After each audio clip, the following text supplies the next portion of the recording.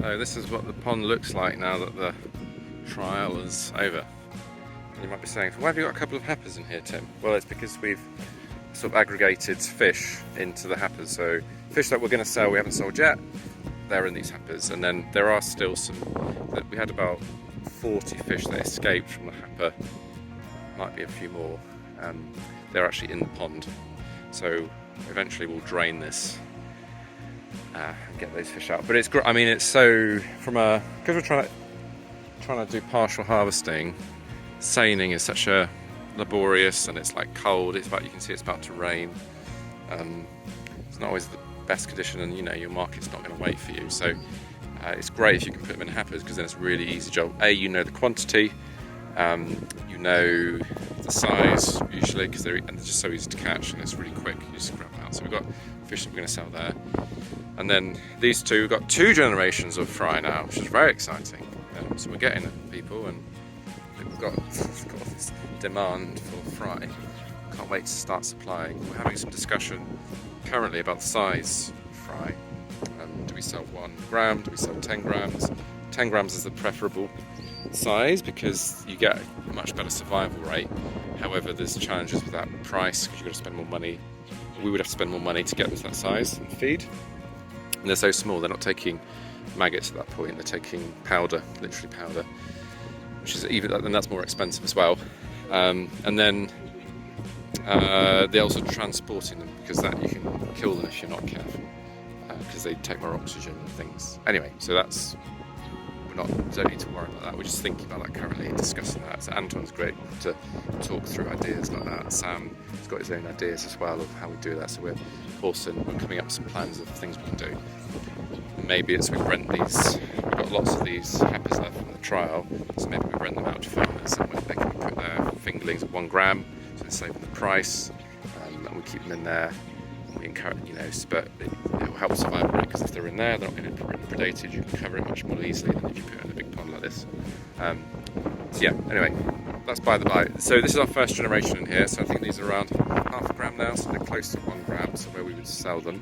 But this is going to replace or replenish our brood stock. So we've got at the end, we've got brood.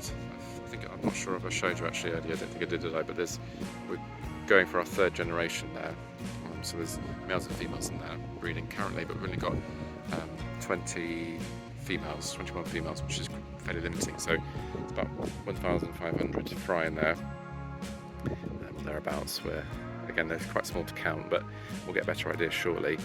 That's going to be our new brood stock, and then this is our 2nd generation. So that's what we're going to be selling those. About 3,000 in there. Again, it's not as much as people want, but it will help us a bit.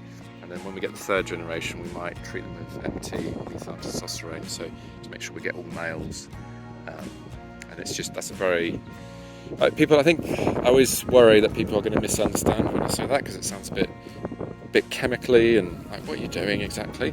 But fish are very genetically plastic, which means that they can very easily change morphology and sex. And you see that, say, clownfish can become male or female very, very easily, and they will do that naturally in the wild, depending on whether there's males or females around. It's very interesting, and that's a common trait shared by fish.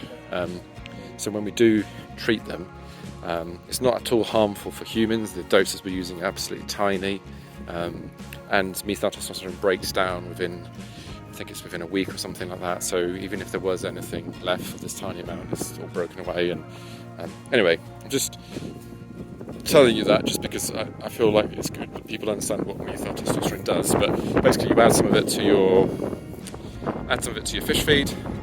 Sorry, let's turn this way because the wind's picked up. Add some of that to your fish feed, and then it makes the males phenotypically male. Sorry, it makes all fish phenotypically male.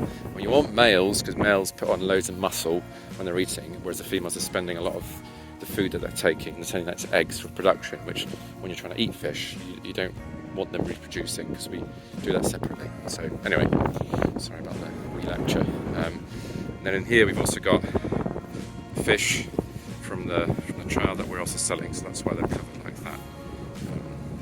So yeah, it's looking nice to see we fenced off, I think, that area, and the wires come down from over here. We do need to net this, but like we don't really have fish. Well, we don't have fish in ponds currently, so it's not a big issue. But we'll put up this netting at some point.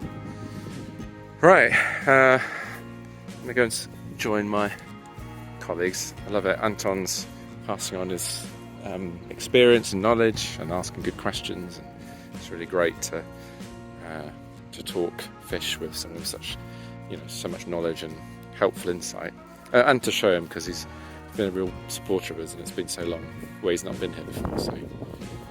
So yeah, really enjoying having him here, and it's great to be back with the team. So Paul, of course, have been really suffering since the rainy season at the moment, and our finances aren't as robust. You may have seen a while back the video about the net. Yeah, that really sort of sets back a bit. So we had some iron sheets we were going to buy, and anyway, it's just a bunch of stuff. We're not small steps, but not. I mean, it feels quite critical now, but yeah. Some of the issues of cash flow and things like that, and things are stabilising, and our volumes, we dipped a bit when we ran out of fish, but we've sort of overcome some of that challenge, and now we've got fish to sell in a bit more quantity. That helps. It's just all part of doing a business, and I'm no expert in running a business. It's my first one, so I'm learning as I go. Pauson also is learning. We're all learning together, so I'm sure there's things we could have done, but we'll get in there. Yeah. Continuing, I think this is our last batch, I want to say, of fish. I know, we've still got some of the bigger ones. They're in there, but it's definitely raining quite a bit. We've actually started these bigger fish. I'm just chopping them in half, and people buy 2 halves because then it's easier to feed more people with that. So it's not the heaviest of rains, but it looks fairly constant, and I know it's been really impacting work here, but we'll get there. I think that's just about us for the day. We'll be moving on. We're going to go and have lunch, and then I'll do another video series where you can see us at the BSF site, and we'll talk Anton through that and see how that's going with Shivan.